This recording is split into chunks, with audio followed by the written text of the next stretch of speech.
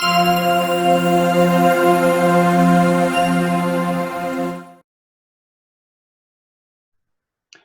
everybody. Welcome to Planet Health Project. I'm Brad Parkinson, your host. I'm here today with my fellow in wellness, Mr. Shannon Burford. Hi, Shannon. How are you going? Hey, Brad. Hi, everyone. Doing really well. How about yourself, Brad? Very good, very good. Glad to see some restrictions being lifted and that we're on our way to normality, whatever that might be. Today we've got something that we want to discuss that's really common in clinic, is restless leg syndrome. So Shannon, you're a little bit of an expert on this condition, if we call it a condition. I'm not sure an expert, but familiar with it. Yep. And because it's so common, around about 10% of the population have this. Right. So of course we run into it all the time. Yeah. Look, it's quite often brushed off, and I'm guilty of doing this as like a little additional symptom as part of something else, and usually cover it with, a brief treatment. But it's a little bit more complex than that. There's a little bit more going on, which you're going to elaborate on today, which is great. And it's actually, from what I gather, I'm going to learn a little bit myself. So let's start off with, what is it? Give an example of it, and how it presents in clinic for you. Yeah. So the common thing is lying in bed and feeling the need to move your legs about. But for many people, it's relatively mild. But for a great deal of people, it's quite debilitating and unable to sit down for long periods, can't go to the movies with their friends because they can't sit still. And mild cases could be just teenagers or early 20s jiggling their legs around and just constantly moving about. But it's basically moving the legs from the knees down to the feet, down to the ankles, and a kind of a sensation in the legs of pain, kind of urgency to move, and quite irritating. Okay. Yeah. And how often would you see it in clinical practice? Yeah, so as I said, about 10% of the population. Mm-hmm. Definitely it's a secondary, well, not definitely, but you started off by saying that you don't focus on it much, but of course we know that you do, but by treating the gut or the primary issue with the neurotransmitters, then you're helping the restless leg. So it is rare that someone would come specifically for restless leg, and unfortunately, a lot of people just brush over it and think it's just something the way that they are. Mm-hmm. And then they're focusing more on, well, I have extreme fatigue or I can't sleep. And the restless leg is a symptom of often something larger. Mm-hmm. So it's a secondary thing. Yep. Okay, well, let's deep dive a little bit and talk about the major causes. And why does it happen? Why does it occur? And why maybe some individuals more prone to getting it than others? Yeah, so as I mentioned, it's often a secondary condition. So we're looking at the gut as a large component of it. And this is debilitating, reducing the absorption of minerals and also the SIBO, the small intestinal bacterial overgrowth.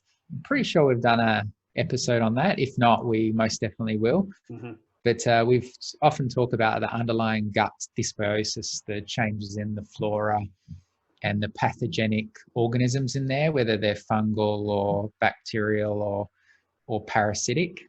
And then it may manifest as reflux or bloating or similar. And this is a sign that minerals are being reduced and there's poor absorption of those, especially iron. And iron is a cofactor in dopamine signaling. And then the dopamine is a major neurotransmitter in the central nervous system and the motor skills. So if you think about conditions like Parkinson and shaking, etc. But yeah, so iron is involved, often anemia, malabsorption, that I mentioned the dysbiosis. So Also, dysbiosis being an imbalance of your gut bacteria, for those who yes, don't know. yeah, great. Thanks for making that easier to understand. Then we have to think about things in the diet as well. So things that would exacerbate that dysbiosis, the sugars and the alcohol, the coffee, smoking. But I'll maybe jump into that a bit deeper later. Mm-hmm. But fibromyalgia is a condition which often includes that label of restless leg. Fibromyalgia is that condition which is fatigue and muscle weakness. Interestingly, back surgery can be linked to restless leg. So after people have had back surgery, yep. It's worse in pregnancy. And I hypothesize that that's that classic draw on more nutrients for the growth of the baby. So if the mother is deficient and they're drawing on more nutrients, then their nutrient levels are dropping down. Thus, the restless leg is worse.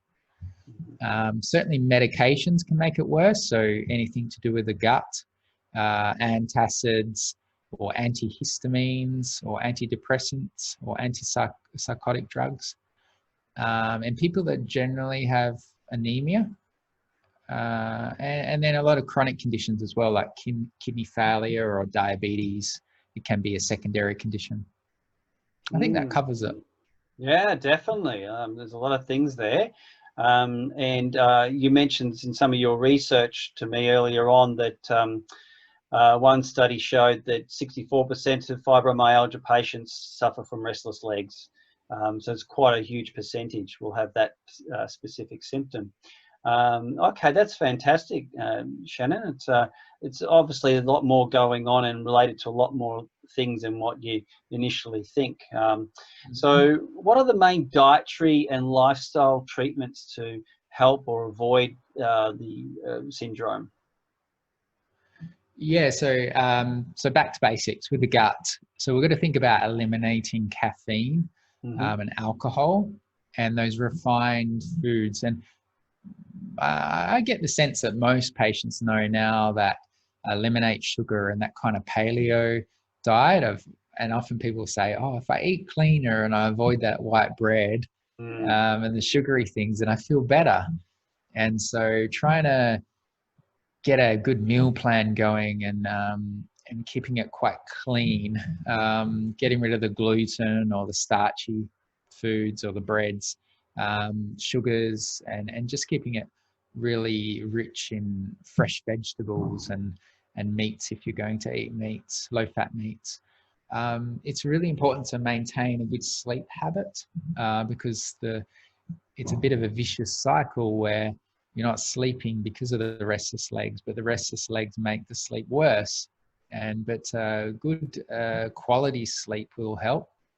And trying to avoid as many over-the-counter medications, especially those antacids, if possible. So, of course, there's no point being in pain or being plagued with reflux all the time, but try to limit them.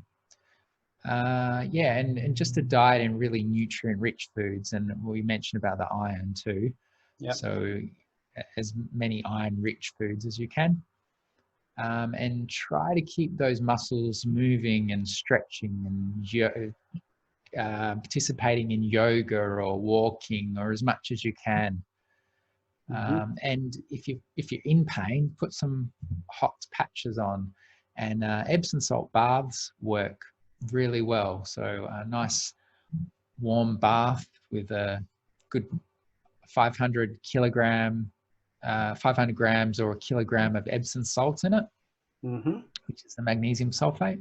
Yep. Yeah, I think that's most of the things. Okay, great. And do you ever try mag chloride instead of the mag sulfate for the Epsom salts?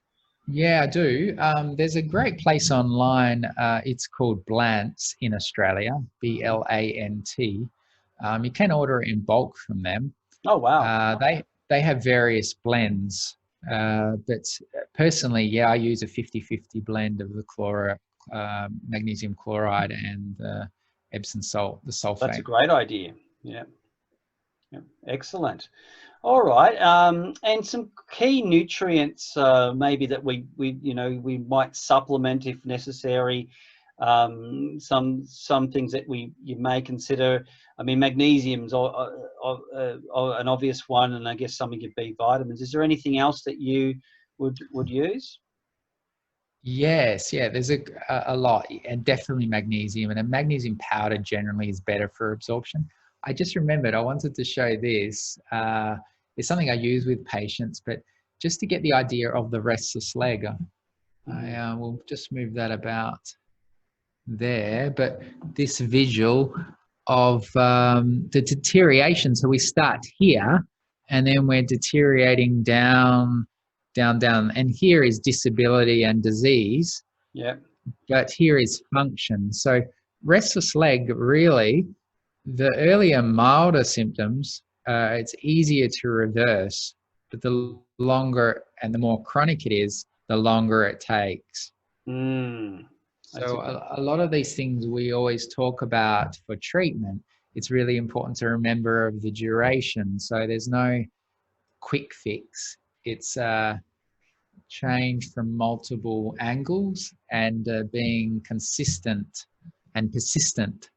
Yep. Consistent and persistent.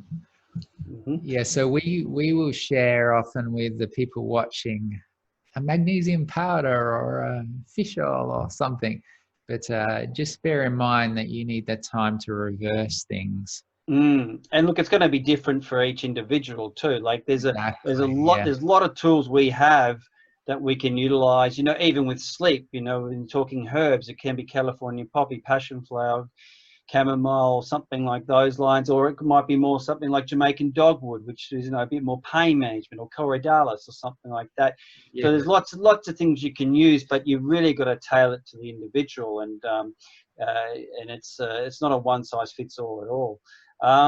So another thing that's been mentioned too, and I think it's been noted in your research on this too, is CoQ10 to improve mitochondrial function, and it's something that sort of gets a little bit neglected with treatment, but ties right in with the fibromyalgia, I guess, doesn't it? Definitely, and that common thread of fatigue. So for the majority of people, it will help lift. And if they are on several pharmaceuticals, often, especially the Lipitor and statins, yeah, that will be reduced. And so it's quite a nice one to lift the mitochondrial function and the energy.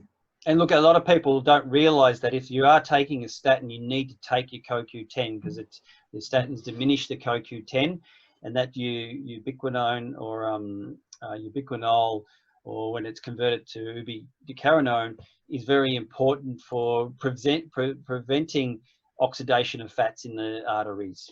Funny enough, even though that's kind of what the statins are trying to do as well. So I think that's great, Shannon. That covers a lot, and a lot of connections there that you wouldn't necessarily make when you're thinking of just such a kind of simple little symptom that can get very annoying and can get quite out of hand, and make quality of sleep can be really dramatically impacted, and that's so important to make sure you stay healthy. Is keep your sleep, keep having good quality sleep.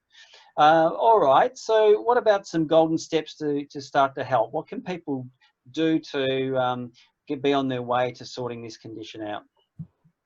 Yeah, so if we're to share those three main ones, we'll definitely start on gut health. I think we repeat that a lot. Yep. But thinking about getting the core gut health right, and we've done other videos on that, and there'll be more to come.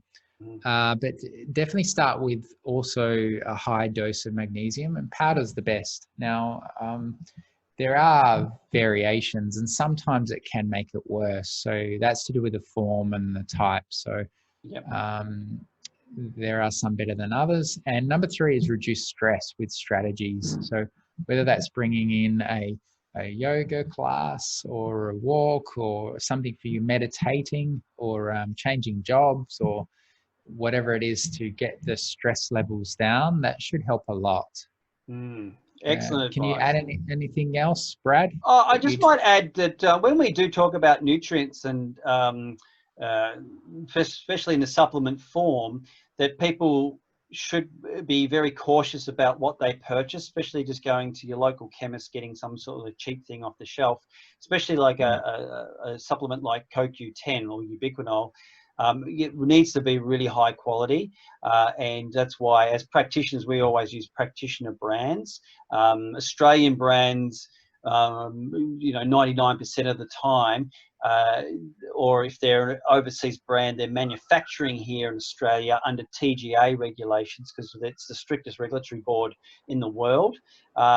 Getting things off iHerb can be always very dodgy. A lot of people do these days to bring things in from the US. They're just nowhere near the quality of what we've got over here. And it's important that you get the higher quality so you don't cause more gut irritation or problems by buying something that's second rate. Okay, well, that's great. And yeah, that was fantastic, Shannon. Thanks for all your insight on that. Do you have any other remarks on that at all? No, we could carry on. I think that when I post this one, I'll put a link to some other videos that relate to it. So be sure to check out those ones as well. And some of the early ones we've done on gut health and the sleep as well. And then hopefully you can piece them all together and get a good plan going. Great idea. Great idea. All right, then. Well, we'll finish up there. Thanks again, Shannon. It's great hearing your insight on that. And where can everyone find you? I'm over in Perth in Cura Medicine. And be sure to check us out on Facebook as well, on the Facebook group. That's Planet Health Project in Facebook. And what about Brad? Where are you? Where are you practicing? Well, I'm practicing here in Sydney, and they can catch me on Brad Parkinson Naturopath on the internet, bradparkinson.com.au, or on Facebook is a good place to catch me as well. All right, so thank you so much, Shannon. I'm looking forward to our next one already, and we'll catch you very soon. Bye for now. Thank you, Brad.